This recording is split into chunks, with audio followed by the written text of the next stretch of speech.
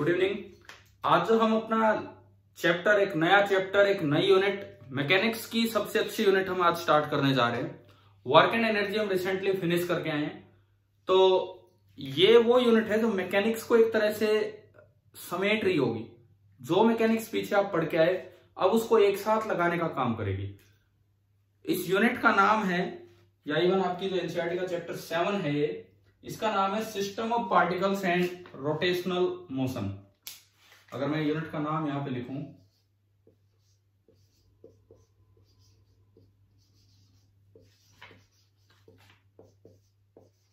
System of particles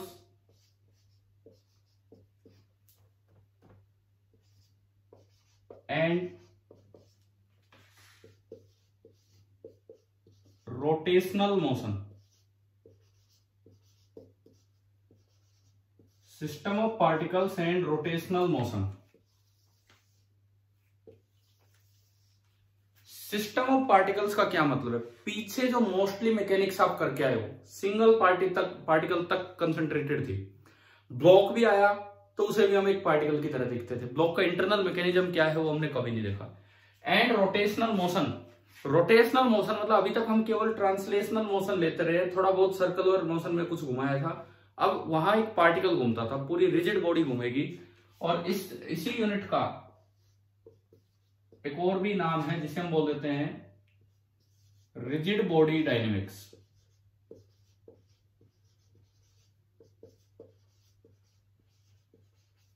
rigid body dynamics, in short बोला जाता है RBD, rigid body dynamics, RBD.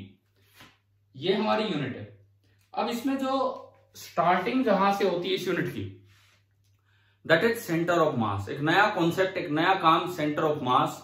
Centre of मास हम पढ़ेंगे, फिर सिस्टम ऑफ पार्टिकल्स पे मोमेंटम कंजर्वेशन कैसे लगाना है, उसमें सेंटर ऑफ मास का क्या यूज है। ये सब पार्ट होने के बाद, अभी कुछ टाइम लगेगा, इसी में कुछ लेक्चर्स लगेंगे।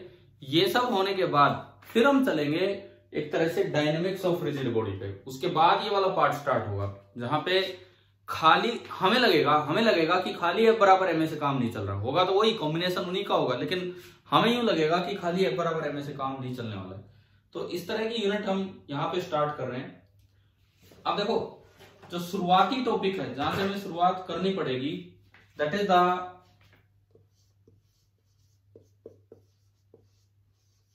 सेंटर ऑफ मास। एक बार ये बताओ, ये वर्ड सुना है अभी तक फिजिक्स में कहीं कि सेंटर ऑफ मास जैसी कोई चीज है? बताओ, ये वर्ड आया है पीछे कहीं, सेंटर ऑफ मास?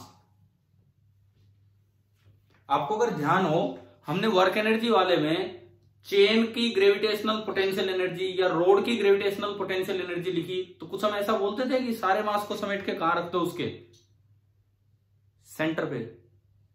बोला है ना पीछे स्टार्टिंग में, पिछली यूनिट में ही, ठीक है।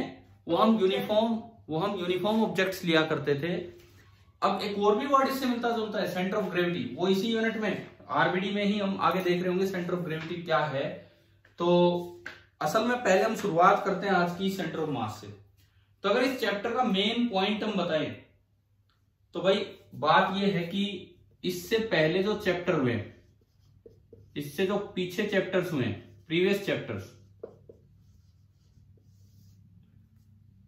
उनमें क्या होता था? पिछले जो चैप्टर्स हुए हैं उन सभी में हम केवल मैकेनिक्स ऑफ पॉइंट पढ़ते रहे, मैकेनिक्स ऑफ स्मॉल पार्टिकल पढ़ते रहे। मतलब हमने क्या पढ़ा है? Only mechanics of points where internal structure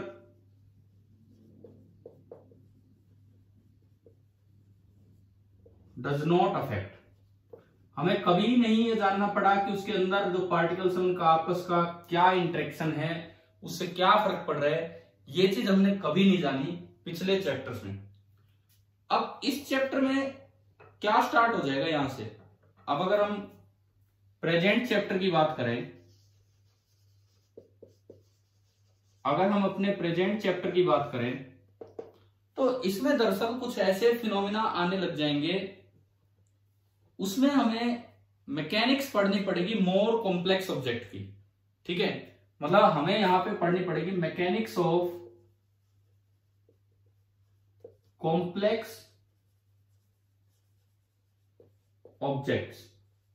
complex objects मतलब उनका आपस का इंटरनल स्ट्रक्चर पे भी ध्यान देनी पड़ेगी, वो ध्यान देना पड़ेगा, वो एक दूसरे को प्रभावित कर रहे होंगे, इस तरह का कुछ काम होगा। और हम जानेंगे कि यहां भी इन फिनोमेना की जो एक्सप्लेनेशन होगी उसमें और कुछ यूज नहीं होना, बार बार क्या यूज होना है, कॉम्बिनेशन ऑफ न्यूटन्स लॉज। लेकिन हमें लगेगा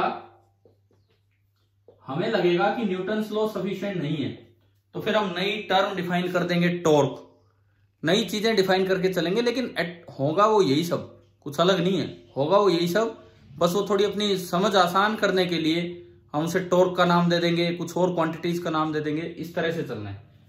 तो पिछले चैप्टर और इस चैप्टर में फर्क क्या है वो शायद आपको समझ में आ गया होगा। अच्छा, अब इसमें एक वर्ड यूज हो रहा है, जैसे मैंने यहां लिखा कॉम्प्लेक्स ऑब्जेक्ट। तो सबसे सिंपलेस्ट कॉम्प्लिकेटेड ऑब्जेक्ट कौन सा है? अब यार ये भी अपने आप में देखो कितना अजीब वर्ड यूज कर दिया। हम कह रहे हैं सिंपलेस्ट और कॉम्प्लिकेटेड भी। सिंपलेस्ट कॉम्प्लिकेटेड ऑब्जेक्ट किसे माने हम फिजिक्स में स्टडी के हिसाब से? सिंपलेस्ट कॉम्प्लिकेटेड ऑब्जेक्ट हम किसे माने? तो सिंपलेस्ट कॉम्प्लिकेटेड ऑब्जेक्ट का आप इसको बोल सकते हो, क्या लिखा है ये जिसको मैंने इंसर्कल किया है, क्या है ये, क्या लिखा हमने? अरे एक बार बोल के तो बताओ, पढ़ के तो बताओ, क्या लिखा है? Rigid body. रिजिड बॉडी का क्या मतलब है? अब एक बार मैं यहीं से अगर शुरुआत करूं, सिंपलेस्ट कॉम्प्लिकेटेड ऑब्जेक्ट से, रिजिड बॉडी से अगर मैं शुरुआत करूं, तो दरअसल रिजिड बॉडी का मतलब क्या है? किस चीज को हम बोल सकते हैं रिजिड बॉडी? मान लो जैसे मेरे पास ये ग्लास का बीकर है, ग्लास का, ये प्लास्टिक का नहीं है, ग्लास का बीकर है, और मैंने इसके अंदर दो ये डाल दिए, दो ये इंक बोटल्स डाल दी। ये ग्लास का कंटेनर है, मैं इसे दबा नहीं पा रहा हूं, मैं इसको खूब प्रेस कर रहा हूं, मैं इसे दबा नहीं पा रहा हूं कहीं से भी। आप बताओ क्या ये रिजिड बॉडी है कि नहीं है?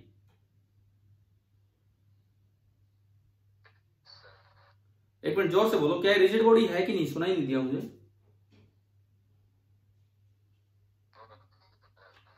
मैं इसको कंप्रेस नहीं कर पा रहा हूं कहीं से भी, ये ग्लास का बीकर है, मैं इसको कंप्रेस नहीं कर पा रहा हूं। बताओ ये रिजिड बॉडी है या नहीं है?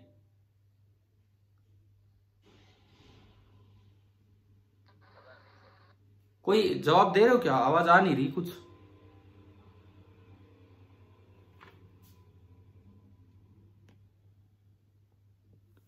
बोलिए, जल्दी बोलिए, फिर मैं आगे बढ़ूं। पता नहीं क्यों। रिजिड का मतलब हम क्या लेते हैं? ठोस, ठोस चीज को ही तो रिजिड बोलते हैं। क्या ये बीकर ठोस है कि नहीं? मैं कह रहा हूं प्लास्टिक सिंपल नहीं है, ग्लास का है, क्या ये बीकर ठोस है कि नहीं? लेकिन फिर भी मैं इस बॉडी को रिजिड बॉडी नहीं बोल सकता। कारण ये कि इसके अंदर दो पार्टिकल्स हैं, दो बोटल्स हैं। जब मैं मूव कराता हूं इसको, जब मैं इसको रोटेट कराता हूं, तो कभी वो बोतल एक दूसरे से दूर चली जाती है, कभी एक दूसरे के पास आ जाती है। क्या इसके अंदर जो दो बोटल्स हैं, क्या उनके बीच की डिस्टेंस फिक्स है या वो चेंज हो रही है? चेंज हो रही है। तो रिजिड बॉडी का मतलब ये नहीं है कि इनकम्प्रेसिबल बॉडी। कोई भी इनकम्प्रेसिबल बॉडी हो, आप डायरेक्ट उसको रिजिड बॉडी नहीं बोलेंगे। रिजिड बॉडी का मतलब खाली बाहर से रिजिड नहीं, वो अंदर से भी रिजिड है। अब बताओ तो क्या होती है रिजिड बॉडी? कैसे डिफाइन करें हम रिजिड बॉडी को? रिजिड बॉडी का मतलब है कि एक ऐसी बॉडी कि एक के रेस्पेक्ट में उसके अंदर जितने भी पार्टिकल्स हैं, पोजीशन ऑफ वन पार्टिकल उस बॉडी का with respect to another particle with respect to another particle is constant. इस तरह की ऑब्जेक्ट को, इस तरह की बॉडी को हम बोलते हैं रिजिड बॉडी। वो जो अभी आपने देखी थी, बोतल है, बाहर से फिक्स है, अंदर पार्टिकल्स के बीच की डिस्टेंस चेंज हुई, उसे बोल सकते हैं इनकम्प्रेसिबल बॉडी। देखो, हर रिजिड बॉडी इनकम्प्रेसिबल होती है, लेकिन हर इनकम्प्रेसिबल बॉडी रिजिड बॉडी नहीं होती। कि शायद आपको बात आ गई होगी समझ में, आगे बात समझ में। अगर रिजिड बॉडी है तो डेफिनेटली इनकम्प्रेसिबल है, लेकिन अगर इनकम्प्रेसिबल है तो रिजिड होना कोई जरूरी नहीं है, जो मैंने अभी आपको एग्जांपल दिखाया था। ठीक है, अब आप पीछे न्यूटन्स लॉ या काइनेमेटिक्स के टाइम कंस्ट्रेंट पढ़ के आए, कंस्ट्रेंट मोशन।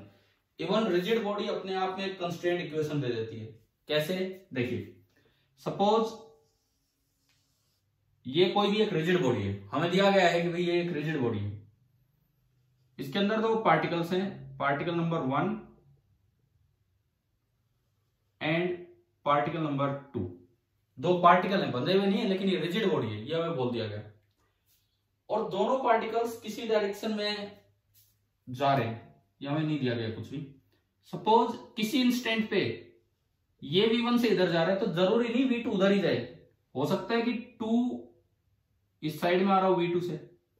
भाई मान लो मैंने इस चीज को यूं घुमा के फेंक दिया, यूं घुमा के फेंक दिया, तो हो सकता है ऊपर वाला हिस्सा आगे जा रहा हो और नीचे वाला हिस्सा पीछे की तरफ आने लग रहा हो। अगर घुमा दिया मैंने, ऊपर वाला आगे जाए तो नीचे वाला हो सकता है पीछे की तरफ बने।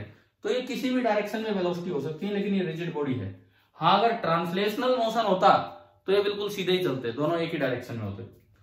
अब अगर मैंने बोल दिया कि एक रिजिड बॉडी है, तो इसमें कंस्ट्रेंट इक्वेशन, रिजिड बॉडी की जो ये डेफिनेशन है, इसकी कंस्ट्रेंट इक्वेशन क्या बनेगी?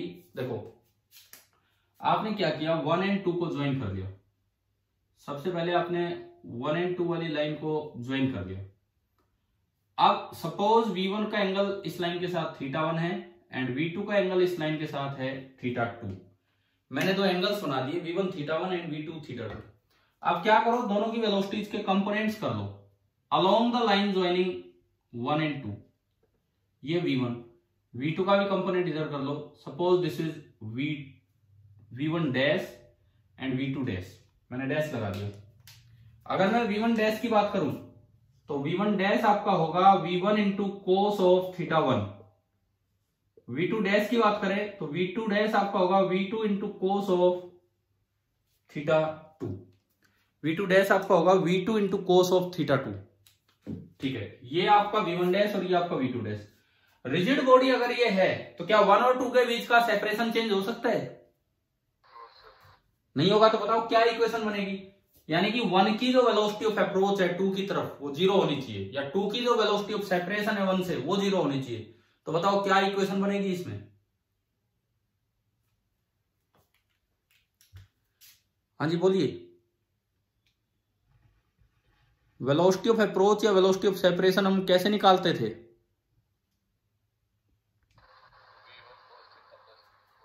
अगर दोनों सेम डायरेक्शन में तो घटा के निकालते। भैया जब ये ना तो अप्रोच कर रहा है ना ये सेपरेट कर रहा है, इसका मतलब जो कंस्ट्रेंट इक्वेशन बनेगी, जो कंस्ट्रेंट इक्वेशन आपकी बनेगी वो ये बनेगी, V1 dash is equal to V2 dash.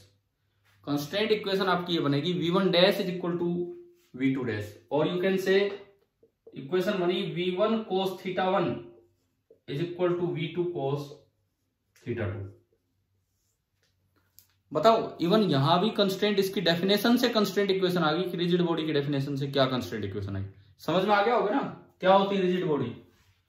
अब वो जो अभी मैंने बोतल वाला वो एग्जांपल दिया था उसमें ये इक्वेशन नहीं लगेगी, क्योंकि वो तो एक इनकम्प्रेसिबल बॉडी थी बस। अच्छा, एक्सेलरेशन में भी यही रिलेशन होगा, क्योंकि हमने कंस्ट्रेंट में पढ़ा कि डिस्प्लेसमेंट वेलोसिटी और एक्सेलरेशन में सेम रिलेशन होता है। तो एक्सेलरेशन जरूरी नहीं कि जिधर वेलोसिटी उधर ही हो, कोई जरूरी नहीं एक्सेलरेशन इधर ही हो।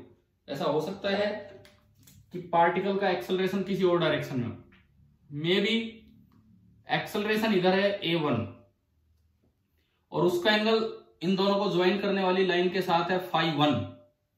दूसरे का एक्सेलरेशन इधर है A2 और उसका एंगल इस लाइन के साथ है φ2। तो एक्सेलरेशन की कंस्ट्रेंट इक्वेशन क्या बनेगी? पहले पार्टिकल की वेलोसिटी इधर है लेकिन एक्सेलरेशन उधर है, और एंगल इस लाइन ज्वाइनिंग 1 एंड 2 के साथ φ1। दूसरे की एक्सेलरेशन नीचे है और एंगल φ2। तो आप बताओ एक्सेलरेशन इक्वेशन क्या बनेगी यहां पे? कंस्ट्रेंट इक्वेशन ऑफ एक्सेलरेशन क्या बनेगी? बोलो बोलो जल्दी बोलो, इतना टाइम क्यों लगा रहे हो?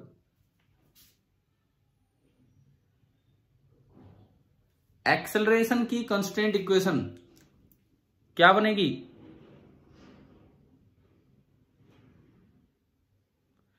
भाई एक बड़ी नई यूनिट, बड़ी अच्छी यूनिट स्टार्ट हुई है और उसको अच्छे तरीके से समझो। आप जवाब नहीं दोगे तो कैसे समझ में आएगी बताओ? इस लाइन के अलोंग एक्सेलरेशन का कंपोनेंट कितना है? इस लाइन के अलोंग क्या समझ में आ रहा है? A1 cos φ1, ठीक है। और इस लाइन के अलोंग दूसरे के एक्सेलरेशन का कंपोनेंट कितना है? A2 cos φ2। तो जो एक्सेलरेशन इक्वेशन यहां से बनेगी वो बनेगी A1 cos φ1 is equal to A2 cos φ2। तो आप बताओ रिजिड बॉडी नाम से ही क्या इक्वेशन हमारे पास आ गई है? क्या ये समझ में आया कि नहीं आया आपको? ठीक है, तो थोड़ा पहले जवाब देना चाहिए आपको। मैं काफी बार पूछा, आप शायद समझ भी रहे थे, फिर भी बोलना चाहिए आपको। चलो ठीक है, ये आपकी होगी सिंपलेस्ट। अब मैं कहता ये नाम ही बड़ा, देखो कैसे कॉम्प्लिकेटेड भी और सिंपलेस्ट भी। अब हमारा फायदा ये रहेगा इस चैप्टर में, देखो धीरे धीरे फिजिक्स आगे बढ़ेगी। इस चैप्टर में हम मानेंगे कि बॉडी इज रिजिड, उसके बाद ग्रेविटेशन आएगा, उसके बाद जो अगली यूनिट आएगी उसमें हम मानेंगे the body is elastic. Body is elastic मतलब उसमें डिफॉर्मेशन भी होगा और उसमें रिफॉर्मेशन भी होगा। इस चैप्टर में हम मान के चल रहे हैं the body is perfectly rigid, लेकिन आगे जो यूनिट आएगी उनमें मानेंगे द बॉडी इज फ्लेक्सिबल। तो धीरे धीरे फिजिक्स आगे बढ़ेगी और अब आगे आगे बड़ी अच्छी अच्छी यूनिट्स हैं, सारी यूनिट्स बहुत अच्छी हैं। अभी तक लगभग चीजें पॉइंट पार्टिकल तक सीमित रही हैं, लेकिन अब आगे वैरायटी आएगी। इस यूनिट में बहुत वैरायटी है। ग्रेविटेशन एक आसान लेकिन बड़ी इंटरेस्टिंग यूनिट, क्योंकि 9th में भी वो पढ़ी होती है। नेक्स्ट बल्क मैटर, बहुत अच्छी यूनिट जिसमें मैं रिजिड बॉडीज की बजाय फ्लेक्सिबल बॉडीज आ जाएंगी, उसमें फ्लूइड वाला पार्ट भी आएगा। आगे थर्मोडाइनमिक्स, मतलब अलग तरह की फिजिक्स चलेगी। अब अभी तक मैकेनिक्स चलती रही है। Then oscillation waves. तो अब अच्छे से आपको ध्यान देना है, और पीछे का किसी का कुछ पता हो तो सारी प्लेलिस्ट बनी हुई है, आप कोई भी लेक्चर देख सकते हो, ठीक है। अब देखिए इधर सुने, अब आगे बढ़े। अगर हम मान लो, चलो मैं एक मोशन ऑफ कॉम्प्लिकेटेड ऑब्जेक्ट की बात करूं। मैंने एक रिजिड बॉडी ले ली, क्या लूं मेरे पास आसपास क्या है रिजिड बॉडी? चलो ये है, क्या है ये जो मुझे मिला यार, यहां इस रूम में रखा था, वो क्या चीज है ये? गधा। हाँ गधा है, और ये रिजिड है। वैसे इतनी भी रिजिड नहीं है, मैं चाहूं तो इसे दबा सकता हूं, बट कोई बात नहीं, मान लो कि ये रिजिड है, ठीक है। तो बच्चों के खेलने की गधा है, कोई हनुमान जी वाली गधा थोड़ी कि भाई फोड़ देगी सिर। ये तो बच्चों की खेलने गधा है, तो रिजिड नहीं है इतनी, लेकिन फिर भी चलो सपोज करो ये रिजिड है, ये नहीं दब रही है, इस तरह का है। अब मैं आपसे एक सिंपल सा क्वेश्चन पूछता हूं अभी, मोशन ऑफ रिजिड बॉडी से रिलेटेड। देखो मैं कोशिश करता हूं इसको हवा में थ्रो करने की। सबसे पहली बात, मैंने अगर एक कैप है, ये कैप है, ये तो व्हाइट ही है, व्हाइट ही बोर्ड है। रुको, मैंने एक और चीज ली, कोई भी छोटा सा ऑब्जेक्ट, सपोज मैंने रेड कैप ली मैंने, और मैंने इसको हवा में थ्रो किया और यूं पकड़ा। तो बताओ इसका पाथ कैसा हुआ होगा? देखो दिख रहा होगा आपको, ये हवा में थ्रो किया और ये यूं पकड़ा मैंने, पाथ कैसा हुआ है इसका? पैराबोलिक। आपने एक बार में जवाब दिया पैराबोलिक। क्यों? क्योंकि आप काइनेमेटिक्स में पढ़ के आए हैं, 2D मोशन में पढ़ के आए हैं कि जब भी आप किसी चीज को ऐसे थ्रो करते हैं तो उसका पाथ पैराबोलिक होता है। तो अब मैं थोड़ा मोशन ऑफ रिजिड बॉडीज की तरफ चलूं, जस्ट इस एग्जांपल से, कॉम्प्लिकेटेड ऑब्जेक्ट्स के मोशन में। सपोज मेरे पास तो भी ये गधा ही है, मैं इसको थ्रो करता हूं, देखना हवा में अगर कुछ दिखे तो ऊपर आगे की तरफ फेंक रहा हूं, ऊपर नहीं, ये यूं गया यूं आया, इसका पाथ कैसा रहा होगा ये बताओ? हाँ भाई, इसका पाथ कैसा रहा होगा? ये मैंने आगे कैच किया है। अब आपने इसका भी जवाब दे दिया पैराबोलिक। क्या इस गधा का ये टॉप पॉइंट पैराबोला में गया है, क्या इस गधा का बॉटम पॉइंट पैराबोला में गया है, या सारे पॉइंट पैराबोला में गए हैं? सारे पॉइंट। अच्छा, सारे पॉइंट पैराबोला में गए। देखो सुनो, होता क्या है, मैं इसको घुमाते हुए भी फेंक सकता हूं, मैं इसको हवा में यूं भी थ्रो कर सकता हूं। देखिए मैंने इसको हवा में घुमाते हुए भी थ्रो किया, तो मैं अगर गधा के टॉप पॉइंट को देखूं ना, तो जैसा मुझे नजर आ रहा था वो तो यूं घूमता हुआ जा रहा है। देखना एक बार, क्योंकि ये छोटा सा ही कैमरा है, इसके सामने बस ये आ रहा है। देखो एक बार ये यूं गया, मैंने इसको घुमाते हुए फेंका, तो ये जो टॉप पॉइंट है ये तो क्या एक सर्कल के साथ नहीं जा रहा है घूमता हुआ, यूं आगे पीछे होते हुए। तो क्या ऐसा कोई पैराबोला होता है जिसमें यूं भी पैराबोला बनता हो? क्या मैथमेटिक्स, आप सब तो नॉन मेडिकल के बच्चे हैं, आप सब ने, चलो नॉन मेडिकल के नहीं भी होते तो इतना तो पता होता है, क्या इस शेप को पैराबोला बोलते हैं क्या हम? तो फिर ये कैसे कह दिया आपने कि सारे पार्टिकल्स पैराबोला में गए? मैं कहता हूं ना तो टॉप पॉइंट पैराबोला में गया है ना बॉटम पॉइंट पैराबोला में गया, फिर भी आप बोल रहे हो कि पाथ तो पैराबोला है। तो आपने किस आधार पे कहा कि मोशन पैराबोलिक है?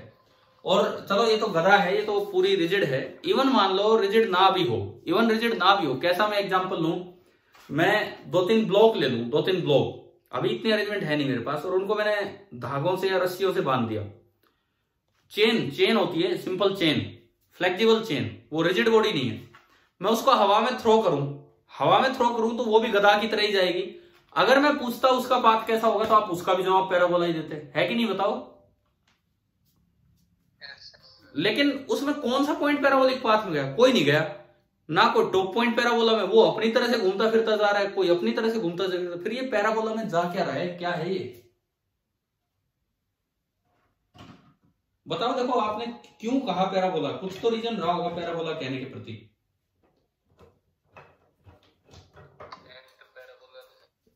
कौन जा रहा है पैराबोला में?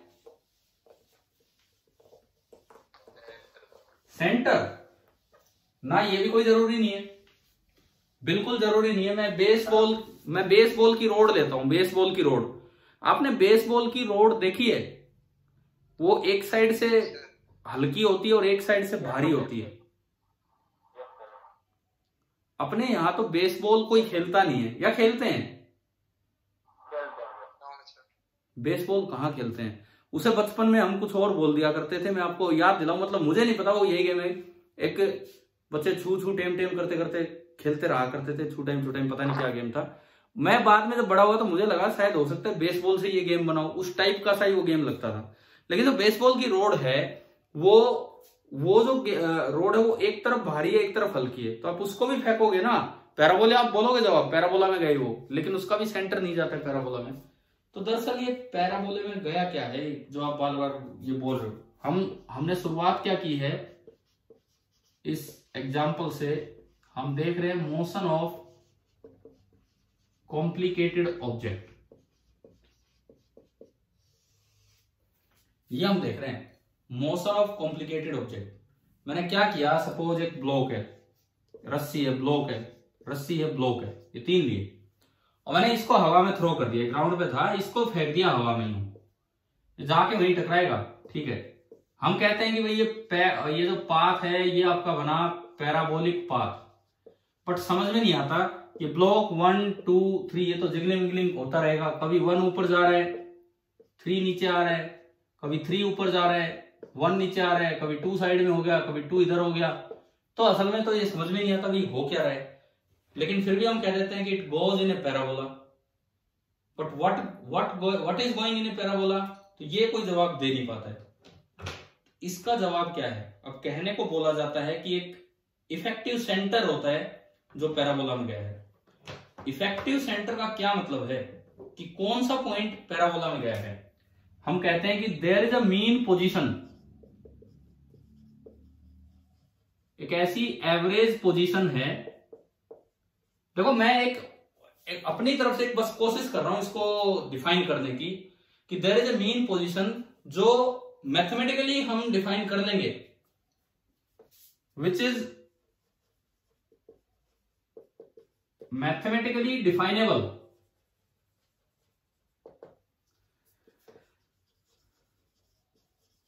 मैथमेटिकली तो हम डिफाइन कर लेंगे, लेकिन जरूरी नहीं कि वो पोजीशन इन 3 ब्लॉक्स के अंदर ही हो, जरूरी नहीं कि वो पोजीशन इन 3 ब्लॉक्स के अंदर ही हो, मतलब बट नॉट नेसेसरली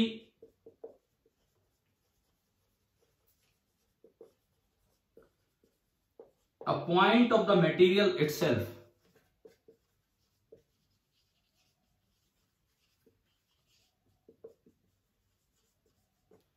ये एक ऐसी पोजीशन है जो आप बार बार बोल रहे हो कि पैराबोला में जा रही है, पैराबोला में जा रही है, तो which is going in A parabola है, which goes in A parabola. इसको बोलते हैं इफेक्टिव सेंटर। बाकी पता नहीं बोलते तो क्या अभी बोलेंगे हम।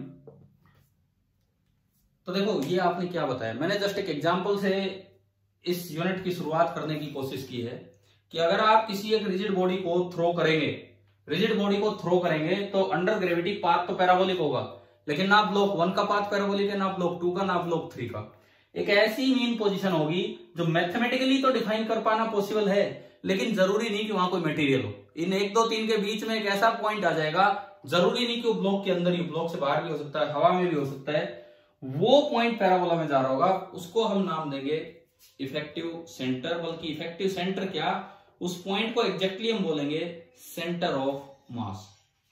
तो सेंटर ऑफ मास की हम शुरुआत कर रहे हैं। हम शुरुआती कुछ दिन centre of mass and momentum conservation ये वाला पार्ट पढ़ेंगे इस यूनिट में, जो आपके अगले टेस्ट का पार्ट भी है।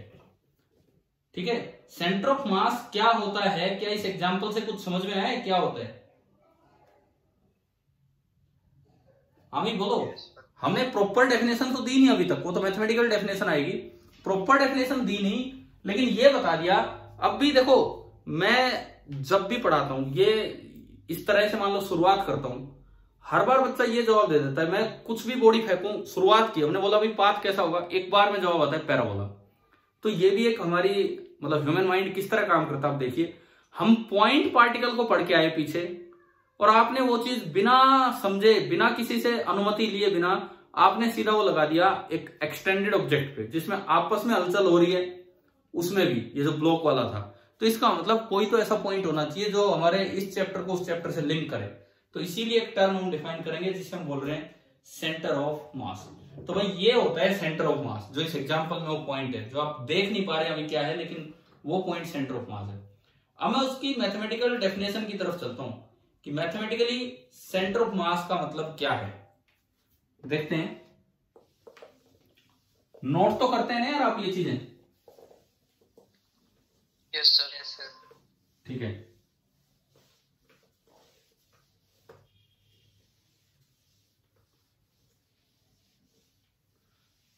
तो आप बताओ शुरुआत कैसी हुई है सेंटर ऑफ मास को समझने की तरफ? कुछ बढ़ने लगा है काम? Yes sir. ठीक है, अब देखिए, अब हम चलते हैं मैथमेटिकल डेफिनेशन। ये पुराना पेन है, इसमें इंक भी नहीं डाली, नए पेन में इंक भी डाल दी, वो इससे हल्का चल रहा है।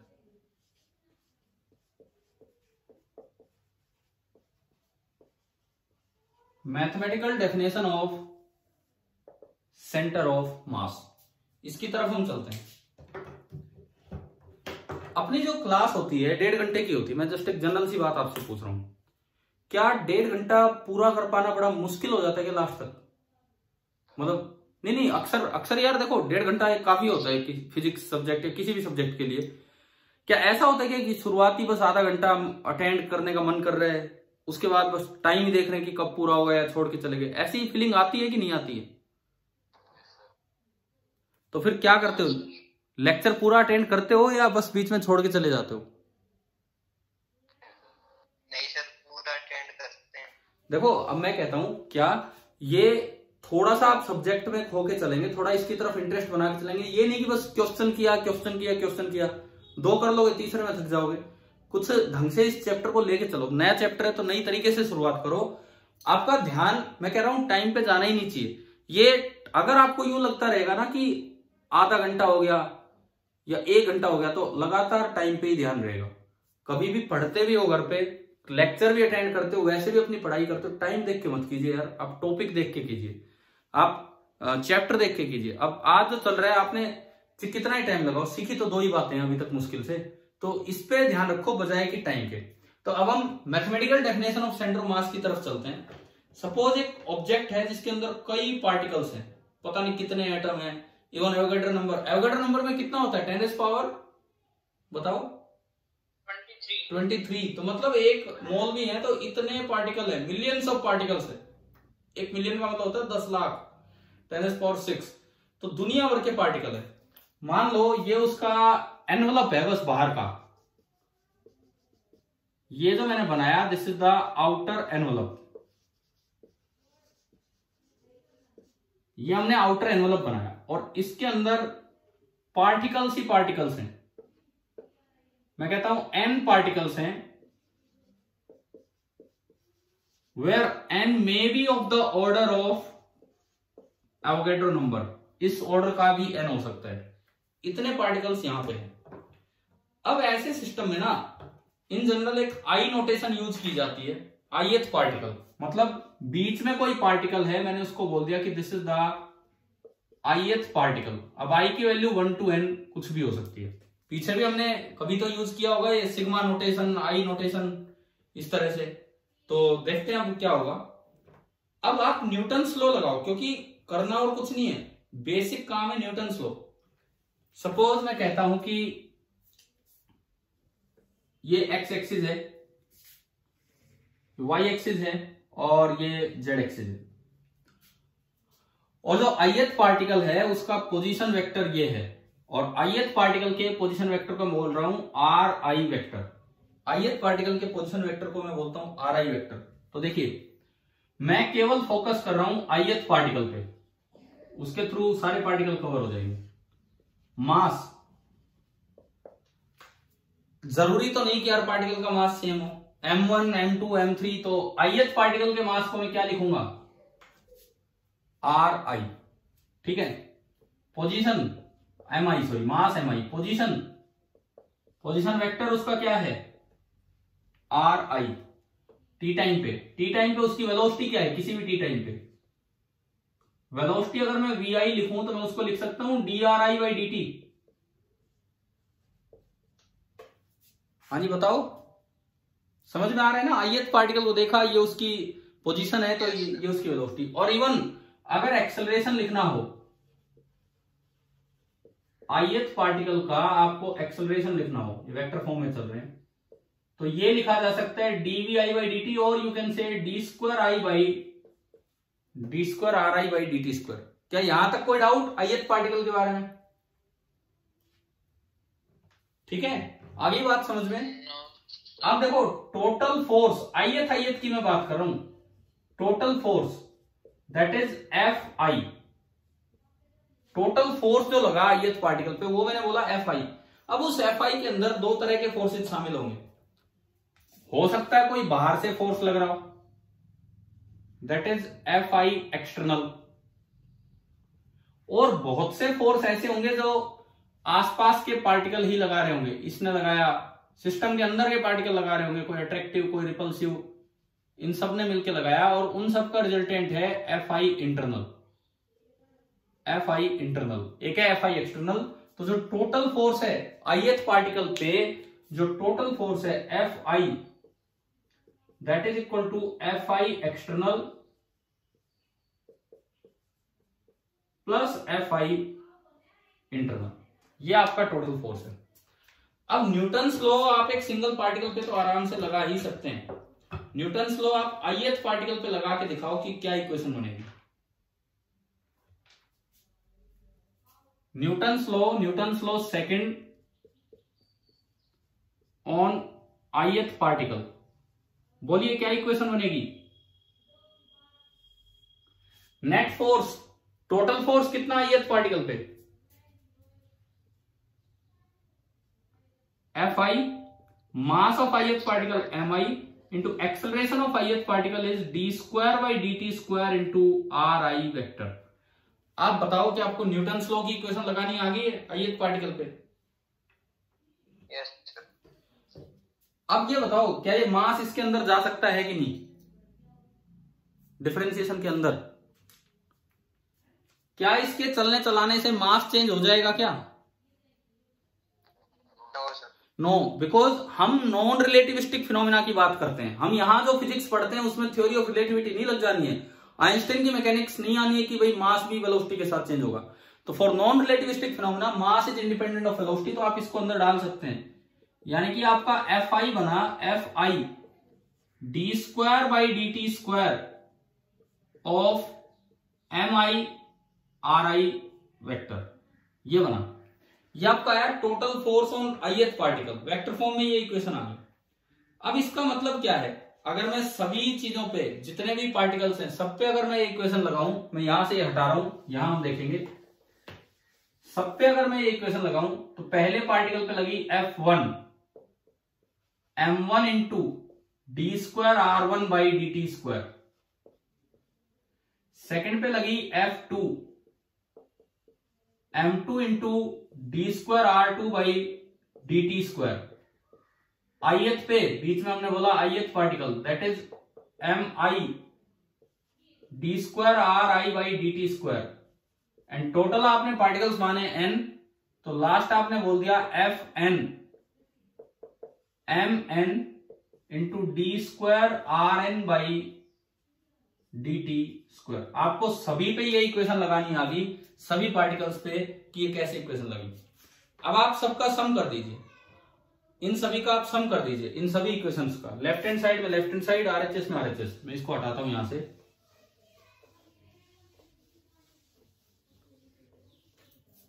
तो देखो एलएचएस में जो बनेगा that is F1 plus F2 continued up to Fn is equal to, उधर क्या बनेगा, अच्छा मैं एक चीज भूल गया, क्या हमने मास को अंदर बना के दिखा दिया था कि नहीं उस इक्वेशन में, ये लगाने से पहले, है ना, मास को अंदर दिखा दिया था ना उस इक्वेशन में जो नीचे लिखी थी। तो उस तरह से मैं लगाऊं तो m1 r1, इस तरह से इसको लगाएं तो m2 r2, ये वाली इक्वेशन mi ri, और ये वाली इक्वेशन mn rn। चलो आपने इन सब का सम किया बराबर, उधर से देखो क्या सभी टर्म्स में से ये कॉमन आ रहा है क्या, D square by D T square, और अंदर जो बचेगा that is m1 r1 vector plus m2 r2 vector, और प्लस यही चलता रहेगा लास्ट तक। बताओ भाई ये इक्वेशन आ गई समझ, ठीक है। अब इसको हम सिग्मा नोटेशन में कैसे लिखा करते हैं, इसको सिग्मा नोटेशन में कैसे लिखा करते हैं, मैं इसको लिख सकता हूं समेशन एफ आई वेक्टर और आई की वैल्यू 1 to n। पता है ये नोटेशन या नहीं पता है हमें, इस तरह से लिखना इसको शॉर्ट में, यस सर। ठीक है। तो ऐसे ही अगर मैं दूसरे को लिखूं तो ये बनेगा D square by D T square and sigma M I R I vector and I की वैल्यू है 1 to n, ये आपका आ गया। अब समेशन एफ आई का क्या मतलब है, टोटल फोर्स। अब टोटल फोर्स में तो इंटरनल भी है और एक्सटर्नल भी, लेकिन ये जो है ना मैं इसको बराबर लिख सकता हूं total F external on the system. क्यों लिख सकते हैं ऐसा बताओ, ये तो भाई इंटरनल एक्सटर्नल सबका सम था, फिर आप इसको इसके समेशन को ये कैसे लिख सकते हैं ये बताओ, कैसे लिख सकते हैं। सुनो, जैसे मान लो 3 पार्टिकल का ही सिस्टम है, 1 2 3, एक इस पे एक्सटर्नल लग रहा है F2 एक्सटर्नल, एक इस पे एक्सटर्नल लग रहा है F1 एक्सटर्नल, एक इस पे एक्सटर्नल लग रहा है F3 एक्सटर्नल। तो टोटल एक्सटर्नल का सम में तो बस ये 3 आएंगे, लेकिन आपस में भी तो ये फोर्स लगा रहे हैं एक दूसरे पे, आपस में भी फोर्स लगा रहे हैं। देखो हो सकता है 1 2 पे लगा रहा हूं, 2 1 पे लगा रहा हूं, 1 3 पे लगा रहा हूं, 3 1 पे लगा रहा हूं, 2 3 पे लगा रहा हूं, 3 2 पे लगा रहा हूं, मतलब आपस में ये फोर्स है। This is F internal, F internal, F internal. जब आप सम करोगे सारे फोर्सेज का सम करोगे, सारे फोर्सेज का आप सम करोगे तो क्या ये इंटरनल फोर्सेज कैंसिल आउट हो जाने हैं कि नहीं भाई, न्यूटन्स थर्ड लॉ। भाई हमने पढ़ा था action and reaction and are equal and opposite, पढ़ा है कि नहीं, ठीक है। तो अगर ये एक्शन है तो बदले में ये रिएक्शन फोर्स कहलाएगा, और ये इंटरनल इसके इंटरनल को कैंसिल कर देगा। देखो अगर मैं केवल F1 पे न्यूटन्स लॉ लगाता, केवल F1 पे, तो ना तो ये कैंसिल हो रहा है ना ये कैंसिल हो रहा है, परंतु 1 और 2 दोनों पे लगा रहा हूं तो इससे ये कैंसिल हो गया, 1 और 3 दोनों पे लगा रहा हूं तो इससे ये कैंसिल हो गया। इसका मतलब कि सारे के सारे internal forces all the internal forces of the system, all the internal forces of the system cancel each other, वो एक दूसरे को कैंसिल कर रहे होते हैं due to action reaction pair formation. Action reaction pair बनने की वजह से वो सारे के सारे एक दूसरे को कैंसिल कर रहे होते हैं। तो ये जो समीशन है ये ओनली निकल के आएगा एफ एक्सटर्नल के बराबर। तो अब अगर मैं फाइनल इक्वेशन देखूं तो जो आपने जो अलग अलग न्यूटन्स लॉ लगाया, मैंने आज शुरू में बोला था चाहिए कॉम्प्लिकेटेड सिस्टम आ जाए करना न्यूटन्स लॉ को ही कंबाइन है बार बार। तो आपकी एक इक्वेशन आई, बड़ी अच्छी सी इक्वेशन आ गई, F external that is equal to D square by D T square, D square by D T square of sigma M I R I. हम अभी चल रहे हैं सेंटर ऑफ मास की तरफ। हमने पहले उस पे न्यूटन्स लॉ लगा के उस सिस्टम पे एक इक्वेशन बना के देखी और वो ये सब निकल के आ गई। ठीक है, ये इक्वेशन कैसे आई, क्या ये समझ में आ गया है?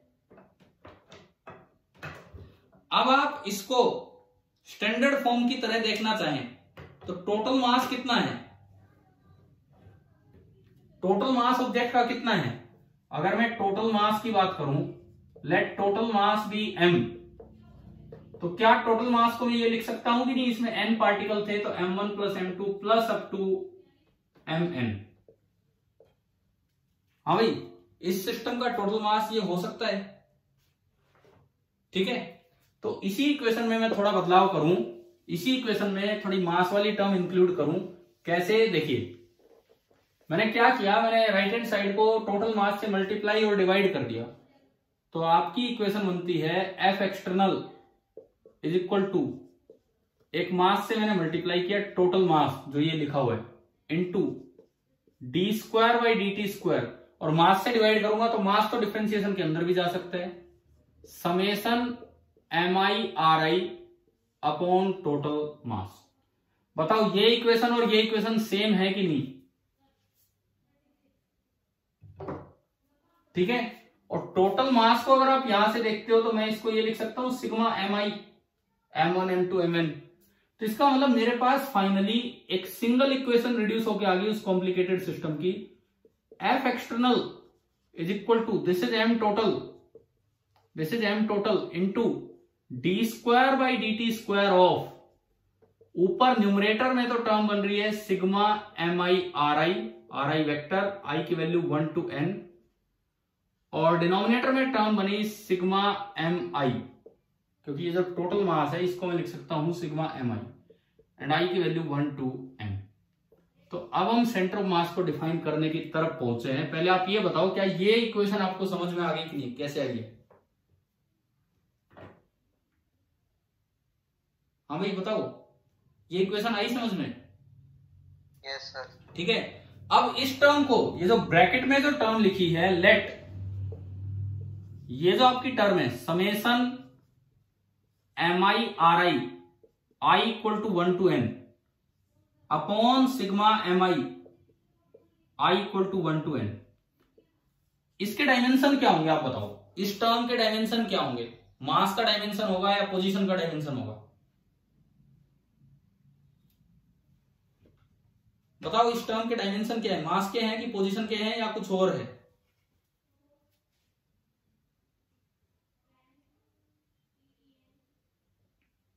बोलो भाई बोलो। पोजीशन, क्योंकि मास से मास तो कट रहा है। Let this term be R, R मैंने बोला position of an imaginary point, ये कोई भी एक इमेजिनरी पॉइंट बोल दिया, ये उस पॉइंट की पोजीशन है, ये उस पॉइंट की पोजीशन है। तो अगर मैं इस इक्वेशन को आर की टर्म्स में लिखूं तो ये बन गया F external is equal to total mass into D square by D T square of vector R. अगर किसी पॉइंट की पोजीशन आर है, अगर किसी पॉइंट की पोजीशन आर है तो D square by D T square of R क्या बना? उसकी वेलोसिटी, उसकी एक्सेलरेशन क्या बना?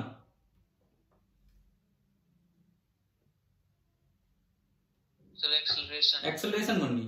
तो मतलब मेरे पास फाइनली फाइनली मेरे पास एक इक्वेशन निकल के आ रही है। ये इक्वेशन अगर मैं इसे वर्ड्स में लिखूं तो ये इक्वेशन क्या निकल के आ रही है?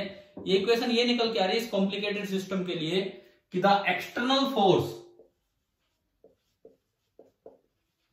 मैं इसी इक्वेशन को वर्ड्स में लिख रहा हूं कि भाई ये क्या आ रहा है।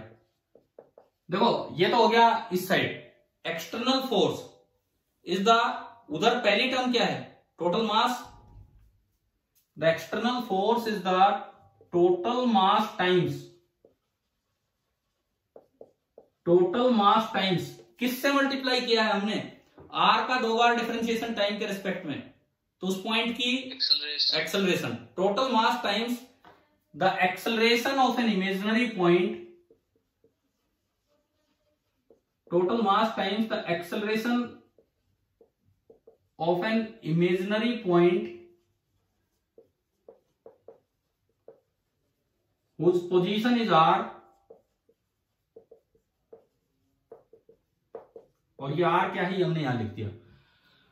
अब एक बार इसको उस न्यूटन्स लॉ से कंपेयर करो जो हम पीछे पढ़ते आए हैं। अगर एक सिंगल पार्टिकल होता तो भी क्या एफ की है ये इक्वेशन नहीं बनती है। बाहर से लगने वाला फोर्स, क्योंकि सिंगल पार्टिकल में इंटरनल फोर्स तो होते नहीं है, बाहर से लगने वाला फोर्स बराबर उसका मास इंटू उसकी एक्सेलरेशन। बताओ ये बिल्कुल उसी तरह से रिड्यूस हो गया कि नहीं जो वहां पे हम पढ़ते थे? Yes sir. ठीक है, तो ये जो अकेला पॉइंट है, ये जो सिंगल पॉइंट है जिसकी पोजीशन वेक्टर आपने आर से डिफाइन की है, इसी को हम क्या नाम देते हैं? Centre of mass of the body. This point is called the centre of mass of the body. तो हमने मैथमेटिकली सेंटर ऑफ मास को डिफाइन किया। अभी थोड़ी देर पहले मैंने इसको लिखा था कि इट इज मैथमेटिकली डिफाइनेबल, तो हमने मैथमेटिकली एक पॉइंट डिफाइन कर दिया कि आपको उसकी इक्वेशन बनानी हो। एक तो तरीका था अलग अलग पे न्यूटन्स लॉ लगाओ, सबको ऐड करोगे, इंटरनल कटेंगे, फिर आएगी। एक डायरेक्ट तरीका, आपको पता है उसका सेंटर ऑफ मास कहां है, सारा एक्सटर्नल फोर्स उस जगह समेट के लगा दो और उस पे इक्वेशन लगा दो, एफ एक्सटर्नल बराबर M total into acceleration of that point. तो ये भी उसी मोशन को रिप्रेजेंट कर रहा होगा। बताओ भाई समझ में आया कि नहीं आया? ठीक है, मतलब सेंटर ऑफ मास की पोजीशन डिफाइन कर दी हमने मैथमेटिकली। सेंटर ऑफ मास की क्या पोजीशन होती है वो हमने डिफाइन कर दी। अब क्या ये जरूरी है कि मटेरियल के अंदर ही हो? क्या ये जरूरी है? जैसे एक रिंग होगी, एक रिंग है, एक हॉलो रिंग, उसका सेंटर ऑफ मास कहां होता है भाई? सिमेट्री, कौन सा पॉइंट होगा उसका सेंटर ऑफ मास? भाई जो यूनिफॉर्म चीजें होते हैं उनमें बाई सिमेट्री, जो ज्योमेट्रिकल सिमेट्री है वही उसका सेंटर ऑफ मास होता है। तो रिंग का सेंटर तो उसके बीच वाला पॉइंट होता है। क्या वहां पे मास होता है रिंग में? नहीं होता, लेकिन सेंटर ऑफ मास वही है। तो इसका मतलब एक चीज ये याद रखनी है कि जो सेंटर ऑफ मास है, हाँ लेकिन उस एनवलप से बाहर नहीं हो सकता। मैंने अभी एक डायग्राम बनाया था जिसमें आउटर एनवलप लिखा था ना आपके लिए। मतलब जो चारों तरफ से आप कवर करते हुए एक एनवलप बना दो कि सारे पार्टिकल इस एनवलप के अंदर है, तो सेंटर ऑफ मास उसके अंदर ही होगा।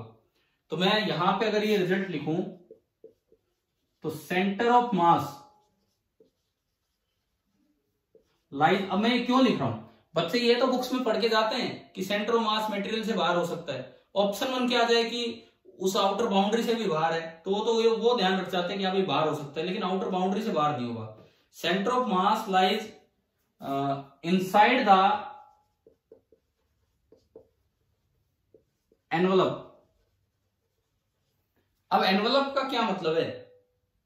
एनवलप, आउटर एनवलप बोलो या envelope including the entire body,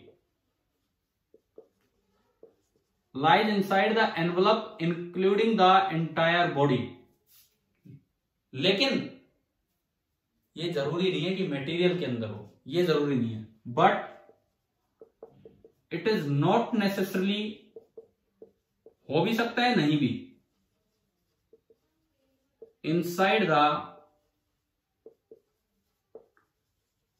material of the body.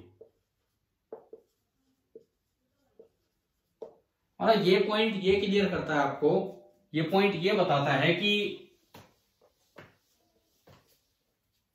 एक पार्टिकल यहां है, एक पार्टिकल यहां है, एक पार्टिकल यहां है, एक बॉडी में 3 पार्टिकल है, 1 2 3, आपसे पूछा जाए आप बताना क्या सेंटर ऑफ मास यहां हो सकता है? देखो ये केवल इस पॉइंट पे ऑब्जेक्टिव क्वेश्चन बन के आ सकता है। सेंटर ऑफ मास की लोकेशन के बारे में 4 पोजीशंस दी हो कि एक पोजीशन ये है, मैं रेड कलर से दिखा रहा हूं, एक पोजीशन इधर है, एक पोजीशन इधर है और एक पोजीशन इधर है, A B C and D. बताओ कौन सी पॉसिबल पोजीशन हो सकती है सेंटर ऑफ मास की? डी। मतलब बॉडी के अंदर, मटेरियल के अंदर हो ना हो, आप एक आउटर बॉडी बना लीजिए, आउटर एनवलप बना लीजिए। भाई ये आउटर एनवलप है, पूरी एंटायर बॉडी इसके अंदर है, तो सेंटर ऑफ मास इससे बाहर नहीं जा पाएगा। ये पॉइंट मैंने क्लियर इसीलिए किया है, मोस्टली बुक्स में ये लिखा रहता है कि सेंटर ऑफ मास बॉडी के अंदर होना जरूरी नहीं है, बॉडी के अंदर होना जरूरी नहीं, इसका मतलब है मटेरियल के अंदर होना जरूरी नहीं है, लेकिन आउटर एनवलप के तो अंदर होगा ही होगा। तो जैसे ये वाला सवाल है, अब इसमें या एक ऑप्शन यूं भी हो सकता था कि चारों हो सकते हैं, तो कई बच्चे चारों वाला भी टिक कर जाते हैं, इस तरह से भी होता है। तो चलिए हमने सेंटर ऑफ मास को लोकेट करना अभी हम करेंगे, ये जो काम है पूरा इसको आगे बढ़ाएंगे। हमने ये सीखा कि सेंटर ऑफ मास की पोजीशन, मैथमेटिकल डेफिनेशन आ गई सेंटर ऑफ मास की, कि जो position vector of centre of mass है that is summation M I R I 1 to n divided by summation M I 1 to n। इसको एक नाम भी दिया जाता है, इस चीज को बोलते हैं वेटेड एवरेज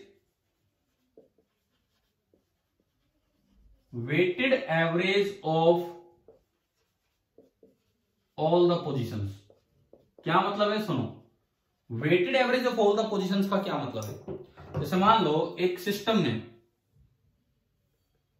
ये कोई सिस्टम है, X axis, Y axis, Z axis, ये कोई भी सिस्टम है, और इसके अंदर मैं कहता हूं 2 ही पार्टिकल है, टोटल 2 ही पार्टिकल मैंने लिए।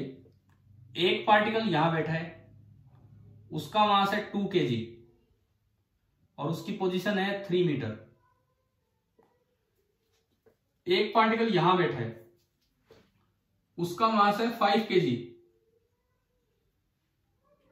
और उसकी पोजीशन है सपोज 6 मीटर, ये है। अब पूछे भाई position of centre of mass बताओ। वेटेड एवरेज का क्या मतलब होता है, आप बराबर मासेज में बांट लीजिए, 2 kg 5 kg नहीं, यूनिट मास बांट लीजिए। जैसे एक 1 kg मास 3 मीटर पे रखा है, एक और 1 kg मास 3 मीटर पे रखा है, एक 1 kg मास 6 मीटर पे रखा है, एक और 1 kg 6 मीटर पे और एक और 1 kg 6 मीटर पे। तो मेरे लिए ये 2 नहीं, मेरे लिए वेटेड एवरेज का मतलब है कि आप कितने पार्टिकल मानो, सॉरी 5 और 2, कितने पार्टिकल मानो, कितने पार्टिकल रखे हैं यहां? 7 पार्टिकल। 2 1 kg के पार्टिकल तो यहां हैं और 5 1 kg के पार्टिकल यहां हैं। अब आप पोजीशन की एवरेज निकालो, जैसे आप अर्थमेटिक मीन निकालते थे। हाँ जी, अर्थमेटिक मीन कैसे निकालते थे बताओ? सबका सम डिवाइडेड बाई टोटल नंबर। क्या करते हैं कि नहीं ऐसे एवरेज? तो देखो पहले वाले की पोजीशन का एवरेज निकालना है, क्योंकि ये हम पोजीशन वेक्टर लिख रहे हैं। पहले की एवरेज 3 मीटर, अगले की एवरेज 3 मीटर, क्योंकि 2 पार्टिकल मानो यहां रखे हैं। अगले की एवरेज 6 मीटर, मतलब एवरेज नहीं उसकी वैल्यू, 6 + 6 + 6 + 6 + 6, ऐसे 5 पार्टिकल मानो आप वहां रखे और टोटल नंबर ऑफ पार्टिकल्स हो गए 7। अगर खाली एवरेज होता तो बन जाता 3 + 6/2। वेटेड एवरेज मतलब आपने मास को पूरा रोल दिया है कि भाई इसको कितनी बार लेना और इसको कितनी बार लेना है। तो अब ये देखो, ये आ गया 2 × 3 36/7, 5 × 6। क्या ये उस तरह के फॉर्म नहीं बन गया? M1R1 + M2R2 divided by M1 + M2, जो ऊपर लिखा हुआ है वो। बताओ आ रहा है ये समझ में? ऊपर जो लिखा हुआ है M1R1 + M2R2 divided by M1 + M2, तो उस तरह की फॉर्म बन गई, इसलिए इसको बोलते हैं वेटेड एवरेज। अब ये बताओ, ये एक वेक्टर इक्वेशन, ये एक वेक्टर इक्वेशन है, तो वेक्टर को तो आप ब्रेक कर सकते हैं 3 कंपोनेंट्स में, समझ गए हो? जो वेक्टर इक्वेशन होती है उसको तो आप 3 कंपोनेंट्स में आप ब्रेक कर सकते हैं। तो यहां से 3 फॉर्मूले आएंगे, यहां से आपके 3 फॉर्मूले निकल के आएंगे। देखो क्या है,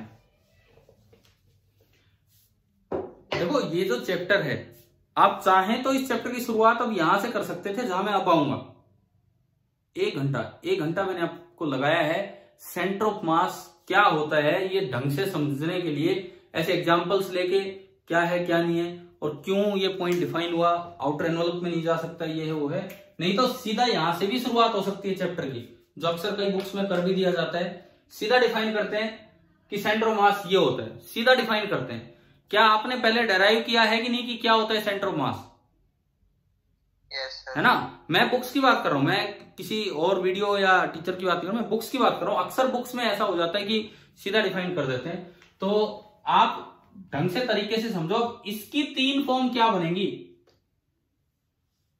3 कंपोनेंट अगर मैं इसके करूं, let position of centre of mass, अभी तक सीएम था, सर्कुलर मोशन, अब ये बन गया centre of mass, capital X, capital Y, capital Z. Suppose ये पोजीशन है, तो इसी इक्वेशन को अगर एक्ससीएम लिखने के लिए यूज किया जाए, वाईसीएम लिखने के लिए यूज किया जाए या जेडसीएम लिखने के लिए यूज किया जाए, तो देखो पहली टर्म है m1r1 वेक्टर, तो वहां से आप x कंपोनेंट ले लो, m1x1 विद साइन लेना है, पॉजिटिव है तो पॉजिटिव, नेगेटिव है तो नेगेटिव, प्लस m2x2 प्लस चलता रहेगा divided by total mass m1 plus m2 plus चलता रहेगा। आप बताओ क्या ये x कोऑर्डिनेट लिखना आ गया? किस तरह से लिखा है इस इक्वेशन से? ठीक है। Similarly YCM m1y1 plus m2y2 plus ये चलता रहेगा डिवाइडेड बाई, नीचे y1 प्लस y2 मत कर देना, नीचे टोटल मास आना है ये। And similarly जेडसीएम m1z1 plus m2z2 ये चलता रहेगा divided by m1 plus m2। कोई सोचे ये कैसे लिखा, ये यहां से लिखा भाई, कैसे लिखा आप देख लो, ये भी देख लो कि ये कैसे लिखे। जो r वेक्टर है वो उस पॉइंट का पोजीशन वेक्टर है जिसके कोऑर्डिनेट है एक्ससीएम, वाईसीएम, जेडसीएम। तो मैं आर वेक्टर को लिख सकता हूं एक्ससीएम आई कैप प्लस वाईसीएम जे कैप प्लस जेडसीएम के कैप, क्योंकि आर वेक्टर उस पोजीशन का वेक्टर है जिसके ये कोऑर्डिनेट्स हैं, बराबर।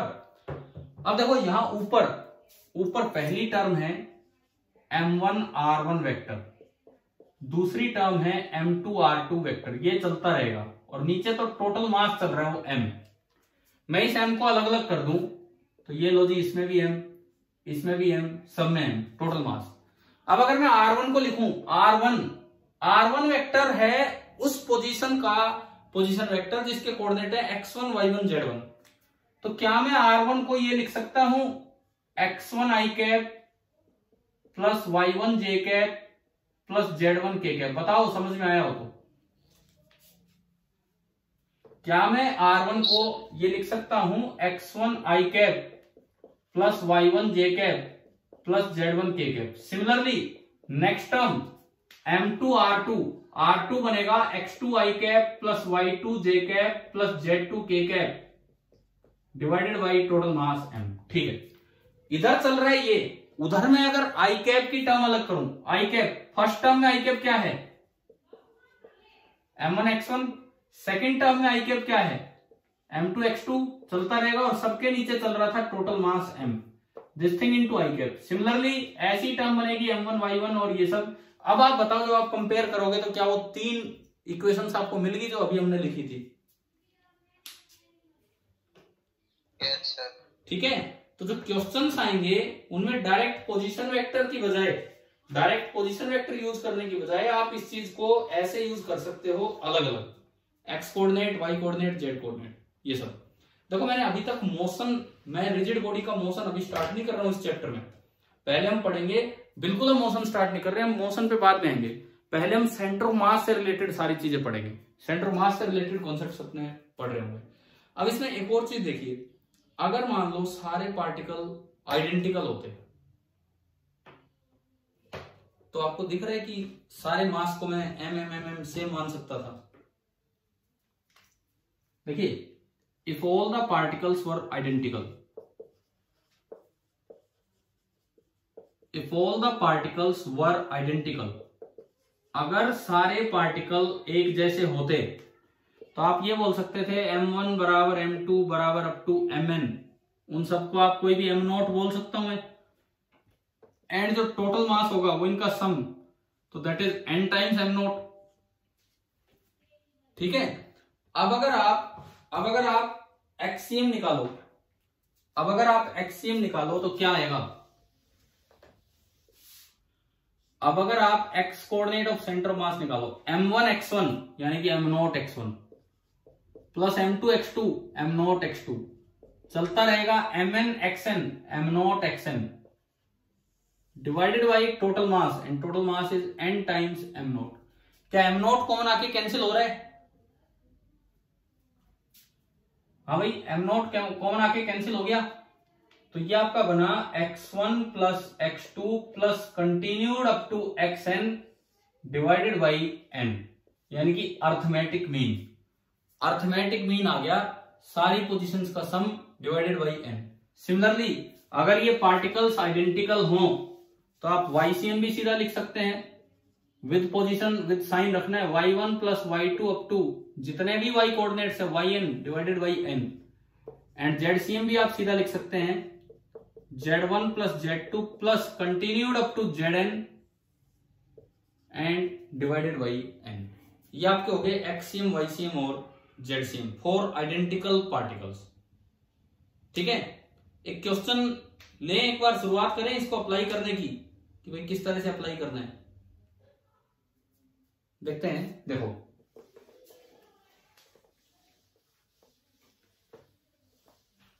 सपोज आपको ये दिया गया है कि 3 पार्टिकल हैं, XY प्लेन में वो रखे हुए हैं,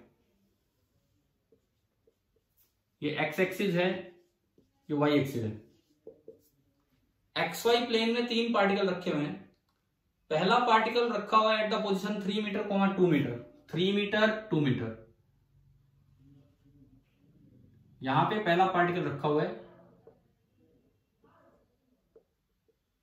मीटर में है सब कुछ, और इसका मास है m। ये आपका पहला पार्टिकल यहां है। दूसरा पार्टिकल रखा है 10, 10 कहां होगा? ये, और इसका मास है 2m।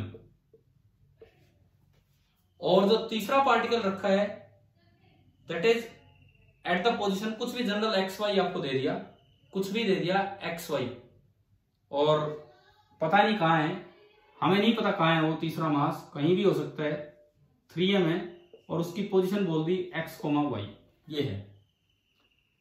अब आपको बोला गया है कि जो ओरिजिन है वो सेंटर ऑफ मास की पोजीशन है, तो x, y आपको बताना है क्या होगा। If centre of mass lies at the origin, find the position of third particle। अगर सेंटर ऑफ मास ओरिजिन पे है तो आप तीसरे पार्टिकल की पोजीशन निकालो, क्या होगी, कीजिए।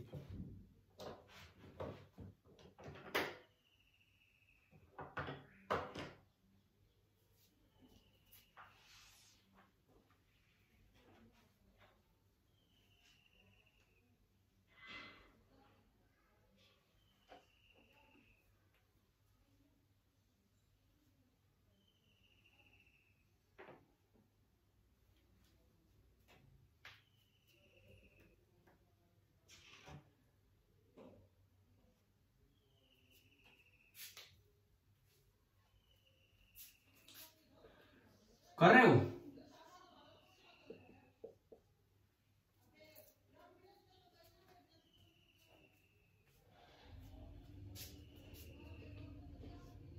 अगर सेंटर ऑफ मास ओरिजिन पे है तो एक्सियम 0 होगा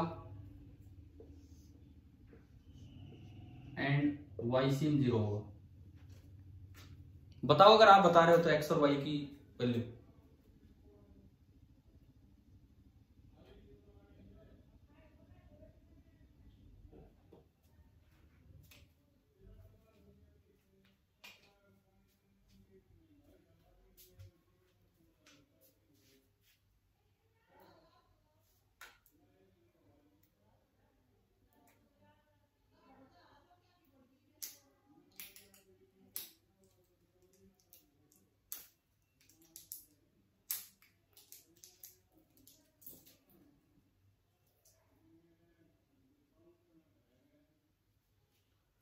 क्या है बोलो?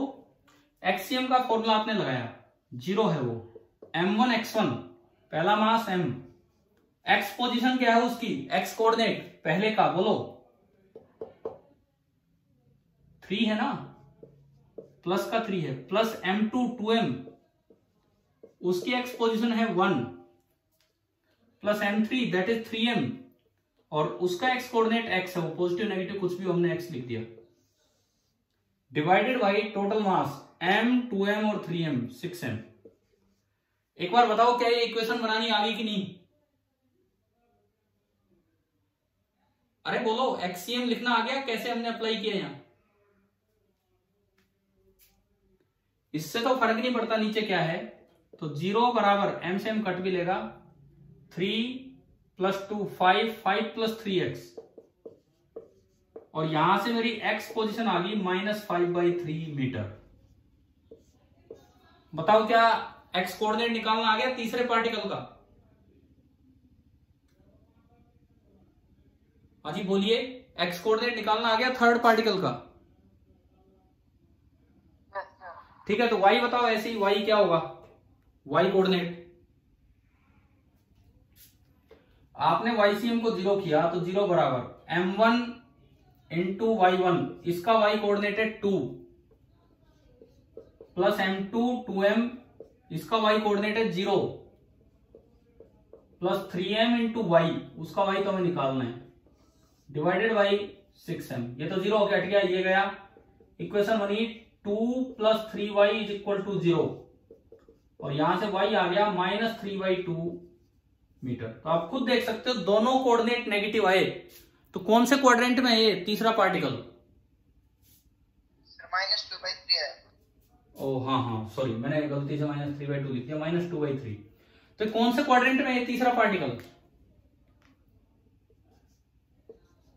थर्ड क्वाड्रेंट में है। थर्ड में होना भी चाहिए था, कारण कि जो सेंटर ऑफ मास है वो ओरिजिन पे है, तो सेंटर ऑफ मास हमेशा आउटर बाउंड्री के अंदर ही होता है। तो भाई ये आपकी बाउंड्री है, एक पार्टिकल इधर आ गया, अगर वो भी उधर आ जाता तो सेंटर ऑफ मास इधर हो ही नहीं सकता था। अब बताओ ये फॉर्मूला कैसे लगाना था, क्या ये समझ में आया? ठीक है, ये क्वेश्चन हमें एक रिजल्ट ये देता है, क्वेश्चन हमें ये सिखाता है कि if centre of mass is at origin, ये क्वेश्चन हमें ये सिखाता है कि अगर सेंटर ऑफ मास ओरिजिन पे होगा तो समेशन MI/RI वेक्टर 0 होगा।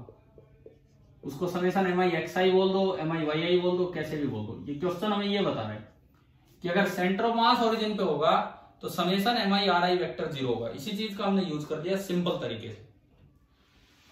ठीक है, अब मान लो इनमें कई बार ना ये APGP टाइप ये सम वाले रिजल्ट्स यूज हो जाते हैं। जैसे आप यूं बताओ, sum of first n natural numbers क्या होता है? सम हाँ n into n plus 1/2। Sum of squares of first n natural numbers क्या होगा? 1/6 n into n plus 1 into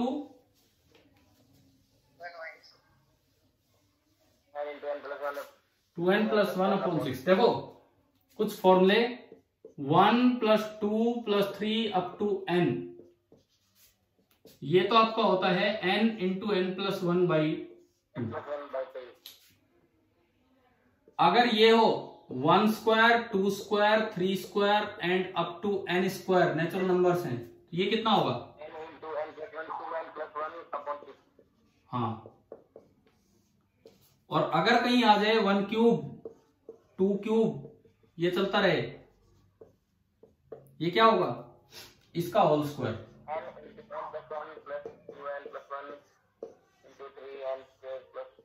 अरे बस ये हो जाएगा ना इसका होल स्क्वायर।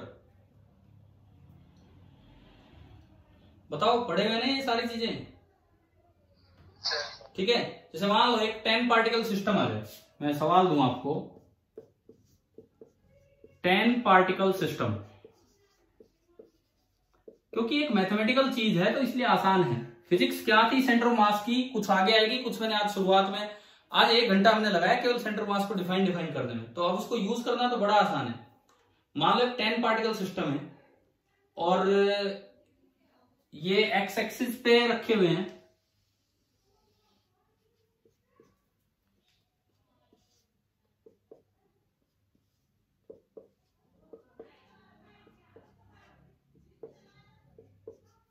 ये मैंने एक्स एक्सिस बनाया, इक्विडिस्टेंट पोजीशंस बना दी। सपोज ये आपका एक्स एक्सिस है और ये सेंटीमीटर में दे रखा है, मीटर में नहीं, मैंने कहा कि ये सेंटीमीटर में दिया हुआ है। ये जो एक्स है this is in centimetre. Origin पे कुछ नहीं रखा है, 1 वाली पोजीशन पे 1 kg, ठीक है। 2 वाली पोजीशन पे कितना माने, मान लो 4 kg, स्क्वायर देते हैं, कुछ भी हो सकता है सवाल में। मतलब मैं कहता हूं कि यहां रखा है 1 kg, यहां रखा है 4 kg, यहां रखा है 9 kg, 16 kg, 25 kg, 36 kg, 49 kg, 64, 81 and 100। ये 10 पार्टिकल का सिस्टम है। एक्स एक्सिस पे 10 पार्टिकल्स रखे हुए अलग अलग पोजीशन पे। लोकेट द सेंटर ऑफ मास। आपको इसका सेंटर ऑफ मास लोकेट करना है कि कहां होगा, ये आपको लोकेट करना है। सेंटीमीटर में आएगा लेकिन कहां होगा ये लोकेट करना है।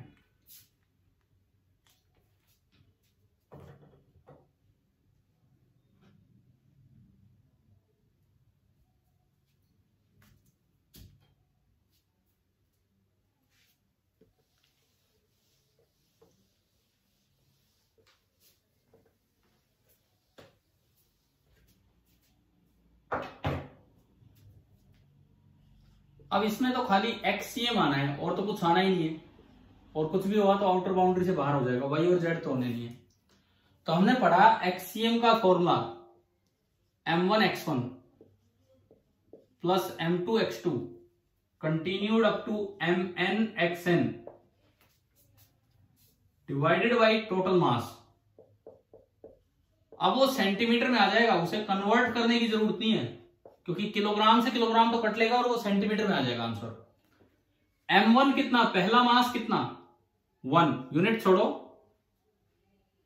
उसकी पोजीशन है 1, प्लस m2 2 और उसकी पोजीशन है 4, प्लस m3 3 और उसकी पोजीशन है 9, एंड लास्ट वाला mn 10 ना 100 1 1, m2 है 4, उसकी पोजीशन है 2, m3 है 9 और उसकी पोजीशन है 3, और m4 है 100 और उसकी पोजीशन है 10। ऊपर जो भी लिखा गया उसकी यूनिट बन रही है किलोग्राम सेंटीमीटर, ये बने। नीचे सारा मास लेना है बस, 1 4 9 16 अप टू 100, और इसकी यूनिट बनेगी किलोग्राम में। अब ऊपर आप एक बार सीरीज संभालो, ऊपर जो सीरीज बन रही है वो बन रही है 1 का क्यूब, इसे मैं 1 क्यूब लिख ही सकता हूं, 2 क्यूब, 3 क्यूब और लास्ट वाली टर्म 10 क्यूब। और नीचे जो सीरीज बन रही है that is 1 square, 2 square, 3 square up to 10 square, और ये यूनिट बचेगी सेंटीमीटर। अब आप बताओ क्या है, आपको इनका सम करने के फॉर्मूले पता लग चुका है कि नहीं, कैसे करते हैं? पता ही था मतलब आपको तो वैसे।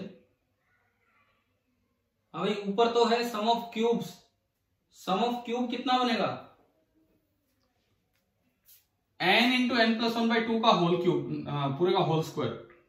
n कितनी टर्म्स है ये 10, 11/2 और पूरे का होल स्क्वायर, ये तो ऊपर आया। नीचे क्या आएगा, नीचे स्क्वायर्स का सम, तो n 10 into n plus 1 11 into 2n plus 1 21 divided by क्या था, याद है ना ये फॉर्मूले, अब ये भी लिखे थे हमने, डिवाइडेड बाई आपका आया 6। हमें बताओ समझ में आ रहा है कैसे किया है। अब ये देखो 1 10 11 से 1 10 11 गया तो ऊपर 1 10 और 11 बचा 110/2 110/4 10 और 11 गए 21 है और ऊपर गया 6 2 3 ये भी कट रहा होगा शायद 7 पे नहीं तो जितने भी 3 से कट गया 3 1 3 7 ये 2 55 तो भाई आंसर आ रहा है 55/7 सेंटीमीटर। इसकी पोजीशन आई 55/7 सेंटीमीटर। 7 7 49 60 7 8 56 7.8 सेंटीमीटर। यानी कि इस सिस्टम का जो सेंटर ऑफ मास है वो यहां है कहीं 8 के आसपास। ये पोजीशन है सेंटर ऑफ मास की। और ये देखो जिधर मास ज्यादा है उधर सेंटर ऑफ मास है, क्योंकि उस साइड तो 100 kg 81 kg 64 इधर हल्के हल्के तो बेसबॉल की तरह हो गया, तो इसका सेंटर ऑफ मास उधर होगा। तो बताइए अगर मल्टी पार्टिकल सिस्टम आए सेंटर ऑफ मास कैसे लोकेट करना है, क्या समझ में आ गया आपको? हाँ भाई बोलो। अरे क्लियर हुआ कि नहीं ये वाला सवाल? आज जो हम सीख रहे हैं वो है डिस्क्रीट पार्टिकल सिस्टम का सेंटर ऑफ मास। अभी पूरा नहीं हुआ ये काम भी, कंटिन्यूअस का भी आएगा कि जिसमें आप अलग अलग पार्टिकल ही नहीं दिखा पा रहे, पूरे में मास एक साथ है, कंटिन्यूअस का भी आएगा। लेकिन आज हम सीख रहे हैं डिस्क्रीट पार्टिकल सिस्टम का सेंटर ऑफ मास। देखो अब इसमें एक क्वेश्चन मैं एनसीईआरटी टेक्स्ट बुक से ले रहा हूं। एनसीईआरटी का ये सोल्ड एग्जांपल है 7.1। एनसीईआरटी बुक का ये है एग्जांपल 7.1, 7th चैप्टर का पहला एग्जांपल। पेज नंबर 146 पे है। मेरी बुक में तो पेज नंबर 146 है, अगर एक आधा नंबर चेंज हुआ हो बाद में, कई बार हो जाते हैं, तो उसमें आप देख सकते हैं क्या है क्या नहीं। देखो इसमें दिया है, आप अपनी बुक में भी देख सकते हैं अगर आपके पास बुक हो तो। Find the centre of mass of 3 particles at the vertices of an equilateral triangle. ये अब इसने एक डायग्राम में, एक सॉल्यूशन डायग्राम में दिया है कि ये एक्स एक्सिस है, ये वाई एक्सिस है, और आपको एक ट्राइंगल दी गई है, इक्विलेटरल ट्राइंगल। इस तरह की एक इक्विलेटरल ट्राइंगल दी गई है ये। बस ये 3 पार्टिकल सिस्टम है जो इसके कॉर्नर्स पे रखे हुए हैं, इस तरह का है। और इस डायग्राम में दिया है ओरिजिन पे रखा है 100 ग्राम मास, यहां पे रखा है 150 ग्राम मास, और यहां पे रखा है 200। देखो मास की यूनिट चेंज करने का कभी कोई फायदा नहीं है, वो तो कट ही जाना है पोजीशन ऑफ सेंटर ऑफ मास बताने में। और इस इक्विलेटरल ट्राइंगल की जो साइड लेंथ है वो है 0.5 मीटर। इक्विलेटरल ट्राइंगल की जो साइड लेंथ है वो है 0.5 मीटर। और ये इक्विलेटरल ट्राइंगल है। मैं आपसे एक सवाल पूछता हूं, यहां पे एक इक्विलेटरल ट्राइंगल में सारे सेंटर एक ही जगह होते हैं, पता है ना आपको? Centroid, ortho centre, circum centre सब एक जगह होते हैं, इन सेंटर पता होगा ये तो। क्या इन 3 पार्टिकल सिस्टम का सेंटर ऑफ मास उस ज्योमेट्रिकल सेंटर पे होगा या नहीं होगा? पहला सवाल। क्या इस 3 पार्टिकल सिस्टम का सेंटर ऑफ मास उस ज्योमेट्रिकल सेंटर पे होगा या नहीं होगा? पहला सवाल है ये।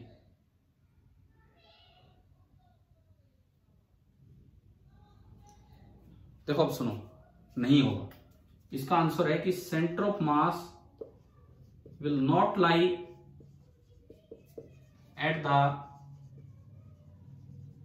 Geometrical centre. कारण यह है कि क्या तीनों जगह मास सेम है? क्या तीनों जगह मास सेम है? हमने देखा था कि वो वेटेड एवरेज होता है। अगर ऐसा होता है यहां भी 1 ग्राम, यहां भी 1 ग्राम, यहां भी 1 ग्राम, तो हो सकता है उसका एवरेज वहीं आ जाता। यहां तो रखे हैं 100 पार्टिकल 1 ग्राम के, यहां 150 काउंट होंगे, यहां 200 काउंट होंगे, तो क्या centre of mass geometrical centre पे आएगा कि नहीं आएगा? बिल्कुल नहीं आएगा। तो आप ये क्वेश्चन ट्राई करेंगे, मैंने आपको बता दिया कहाँ है आपकी बुक में, ये सोल्यूशन भी है, ज्योमेट्री का यूज है और कुछ नहीं है। अब देखो अभी हमारा चल रहा है, शुरुआत हुई है सेंटर ऑफ मास की, centre of mass of discrete particle system अभी स्टार्ट हुआ है। अभी जो आज की क्लास में हमने पहले तो सेंटर ऑफ मास को डिफाइन ही किया ऑलमोस्ट 1 घंटे, और फिर हम centre of mass of discrete particle system की तरफ है। पहले डिस्क्रीट कंप्लीट होगा, अभी कुछ देर और चलेगा अगली क्लास में, उसके बाद हम आएंगे कंटिन्यूअस पे, डिस्क्रीट कंप्लीट करके फिर हम आएंगे कंटिन्यूअस पार्टिकल्स के सेंटर ऑफ मास पे। तो कल इस क्लास को आगे बढ़ाते हैं, तब तक के लिए आप ये क्वेश्चन ट्राई कर लेना, कोलिजन के अपने क्वेश्चंस पीछे वाले यूनिट के जो थे वो अपने ट्राई करते रहे, ठीक है। और इस पे होमवर्क आपको आगे 1-2 क्लासेस के बाद मिलना स्टार्ट हो जाएगा कि सेंटर ऑफ मास में क्या करना है, ठीक है भाई, थैंक यू।